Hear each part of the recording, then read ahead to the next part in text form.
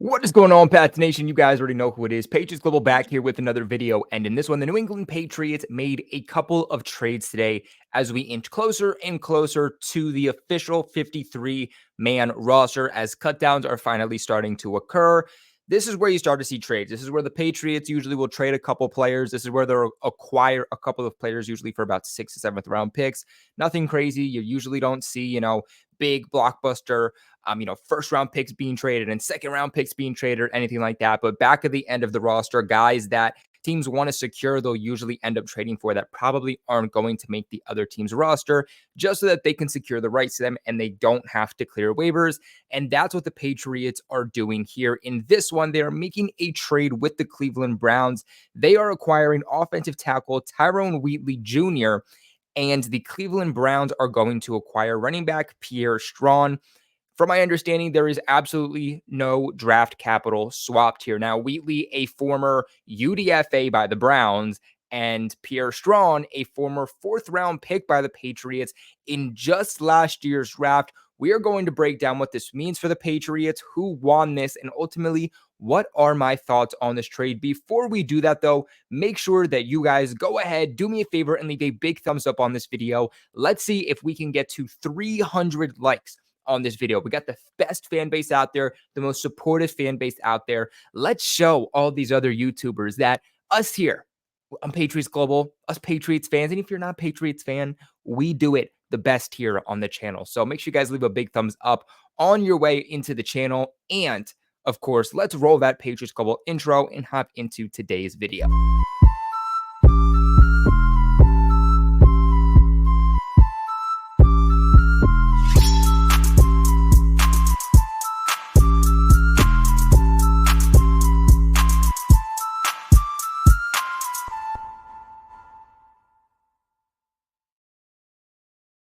So my first initial thoughts on this trade, let's start off with that. Not something I saw coming, right? I thought that, yes, Pierre Strong has dealt with some injury problems. He hasn't exactly been a guy that's necessarily been standing out. I really can't recap even one day since he's been drafted that we've said, you know what, he's a standout. Maybe other than the Cardinals game where him and Kevin Harris actually got snaps, which was pretty much the only game last year in the rookie year that both of those guys actually got some quality NFL snaps. Even in training camp this year, not showing anything. The Patriots were at a position where running back 2 was not solidified, let alone running back 3.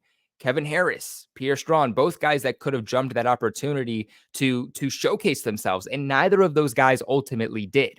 So with that being said, to me, I had to bring it down to which guy do they not currently have on the roster, right? Ramondre Stevenson, Zeke Elliott, those guys are very comparable to a 6th-round pick, Kevin Harris, right? They would be fine without Kevin Harris. Kevin Harris is a 6th-round pick. It's easier to get over the loss of Kevin Harris. Cutting strings with a 4th-round pick just a little over a year after drafting him, it's not like the Patriots at all. In fact, the first year, no matter how you played in training camp, the first year, you are guaranteed a roster spot just by being a 4th-round pick. Not to mention the fact that I had Pierre Strong on my 53-man roster because he brings something to the Patriots that the Patriots do not have, and that is speed. Running a 4.3 speed in his combine, heading into the draft process, New England selects him, and he brought something that this core has not seen. And I don't know the last time. I mean, like I said, I did research all the way back to like 2013, and the Patriots had never drafted a guy that had ran as fast as Pierre Strong did with that 4.3 speed.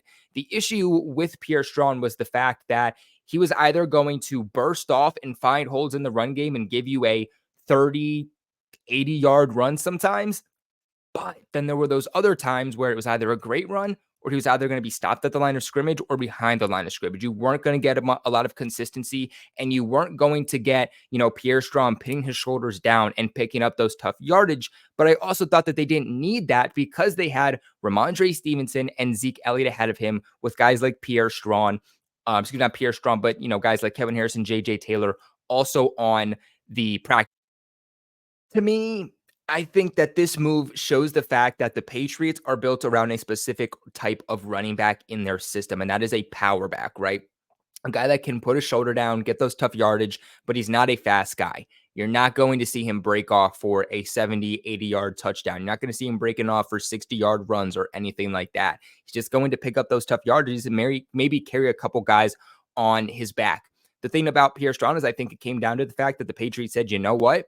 We need you to do a multitude of different things. You clearly can't do that for us, and you're just fast. We're going to cut ties with you because we just don't need that on our team. And this move to me also makes me wonder, was Pierre Strong ever going to make the Patriots 53-man roster?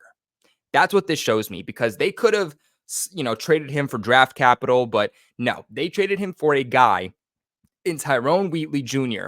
that, from what I understand, likely wasn't going to make the Cleveland Browns final roster anyway. And again, he was a former UDFA versus this Patriots 4th round pick. So to me, it says there was a player we liked. There was a player we wanted to take a chance on. We don't have to give up any draft capital for him, but instead we're going to give them a guy that we were just going to cut in a couple of days anyway. So an unfortunate circumstance. I feel like they're giving up too early on Pierre Strong, but let's break down Wheatley and what he brings to the Patriots. And real quick, before we do that, I do need to give a massive shout out to the sponsors of this channel and the people that will be sponsoring this channel for the entire season over at BetUS. If you guys are 21 and you are allowed to bet in your select state, then guys, go ahead and check out BetUS, because right now you guys can get a 125% sign up bonus when you sign up for BetUS and put down your initial deposit. So basically what this 125% sign up bonus means is, for example, you put down $100 with BetUS. That 125% sign up bonus will do more than double your initial deposit, giving you a total of $225. Literally, just by signing up with the link in the description box below and pin in the comment section below, you can turn your $100 into $225.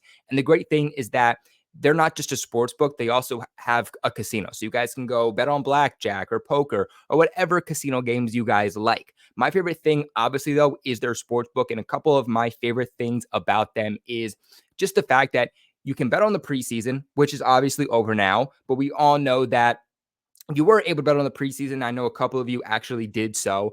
But they have a lot of good futures for the NFL season coming up here in a couple of weeks. But I love their personal NFL futures. One of my favorite ones is you can bet on which team's going to have the fewest wins in the NFL, which is obviously going to be the Cardinals. If you literally put down $100, get that 225 and put that all on the Cardinals to have the least amount of wins, that's just easy money right there. You can even pick the team that is going to have the most wins, which team's going to go undefeated the longest, which team is going to lose their first game. Super easy stuff, guys. And one of my own personal favorites is betting on the Patriots to make the playoffs. With Belichick being in the situation he's in, I firmly believe that New England will, at the very least, maybe not win a playoff game, but they will at least make the playoffs. And those odds are very strong for you to make some serious money right now, because everybody is counting them out. So make sure you guys check out BetUS. Again, support the sponsors that support the channel, because without them, without, my friends like BetUS, we would not be able to run this channel. So it would mean the world to me if you guys go ahead, check them out, support them, and tell them that Patriots Global sent you. Now back to the video. Now, Wheatley is a guy that I do think Bill Belichick will like. Now, in terms of, hey, Patriots Global, is this going to be like a roster lock? Is this our starting left or right tackle this upcoming season? I can't say yes, because I think this is another average guy into the mix. I think this is another guy that will fight with guys like, Connor McDermott or maybe Riley Reif for that starting right tackle job. He's going to be better than City So. Straight off the bat, he's going to be better than City So. And I think, unfortunately, that's where the Patriots were heading down. They don't want to put Mike Onwenu over at right tackle. They just don't. They've solidified that he's a right guard. They want to keep him there. They want to keep the continuity as much as possible without having to shuffle the offensive line. So with that being said, their best opportunity was, we have to go out and find a right tackle versus change up the continuity and having to try to find a new guy. Unfortunately for the Patriots too, with Connor McDermott and Riley Reif both dealing with injuries, their statuses for week 1 are up in air, which made the Patriots have to go out and grab a couple more bodies at that left or right tackle position. With that being said, Wheatley does play both left and right tackle. Something that Belichick straight off the bat is going to love. I think that's great for his ability to be a potential swing tackle for the Patriots this season. If Trent Brown goes down, which he never seems to be able to stay healthy, that's a body that you could put over there. Obviously, he can start at right tackle for the first few weeks or even the season if that's really what they think that he needs to be or how they value him. I think he's very athletic for a guy his size. At 6'6", 320 pounds, his ability to mirror guys on both sides of the offensive line is pretty stunning. You don't see a lot of guys with that type of size being able to mirror or get off the line as quick as he does. And he was one of the better offensive tackles during the preseason. And I think that's what led the Patriots to making this trade was you're a UDFA, you've kind of hopped with teams since you were picked up and had your time in the league. Can we get the best out of you? Can we get a few starts out of you? Can we get maybe just one season out of you? But he hasn't done anything in the regular season. That's the problem. He hasn't been able to get on the field in a regular season game. It's not an issue of not playing well. It's just an issue of health and his inability to get to the regular season. In this preseason, though, he played in 2 games, a total of 98 snaps, and he allowed 0 sacks, 1 quarterback hit, 2 hurries, 3 pressures, 1 penalty, and had an overall PFF grade of 86.1. That's great. But at the end of the day, week 1, you're going up against the Philadelphia Eagles, who had the best pass rush in 2022, who had the most sacks in 2022. We're not talking about second, third, and fourth stringers. We are talking about real starting NFL caliber football players. Although we haven't seen Wheatley in an actual NFL regular season game, we do know that he does have a lot of experience, right? So he did start off going to 2 different colleges and then bounced back after being a undrafted free agent in 2020, appearing in a couple of different stints, starting with the Chicago Bears, then the Las Vegas Raiders, then the Cleveland Browns, and now the New England Patriots. So he's been in a lot of different systems. He's bounced a lot throughout college and the NFL. But again, it's great that you played great in the preseason, but us as Patriots fans have seen our own guys play great in preseason and then it not translate to the actual regular season NFL game day roster. Unfortunately, the Patriots are at a position where they need you to translate and be healthy enough to play because you might be doing so week 1. And so, what I want to do now is just look at the Patriots depth chart real quick to kind of give an outlook on what this offensive line could potentially look like. So, right now it's Trent Brown, Calvin Anderson as that second string kind of left tackle, a potential swing tackle, but him not obviously playing at all this offseason. Is he going to be ready for next year? The Patriots just end up, kind of releasing him with an injury designation. That's definitely a possibility. And then they have Tyrone Wheatley, and then obviously another guy that we're going to be talking about in a video after this, both at left tackle. I will say quickly, both of these guys that they just picked up do have versatility at left tackle and right tackle. So, that doesn't mean that they're going to move Trent Brown to right tackle and then Wheatley to left tackle. That's not what that means. But I do look at these other guys along the offensive line, guys like City So, Antonio Mafi, a couple of guys that they drafted, Jake Andrews. And I can't help but to say, why are we still doing this? We are at the point in the offseason where we're getting ready for the regular season, and we're still making last minute trades, throwing draft picks at offensive linemen. Why did we not do this in the draft? Because now you have to go out right before the season trading assets for this upcoming draft because you didn't take it as serious this offseason. And now we're at a position where we're scrambling to find these pieces last second. Why did we not just make this more of a priority in this recent draft? Because now we're not even getting our buyback on the values of the 3 or 4 offensive linemen we just drafted.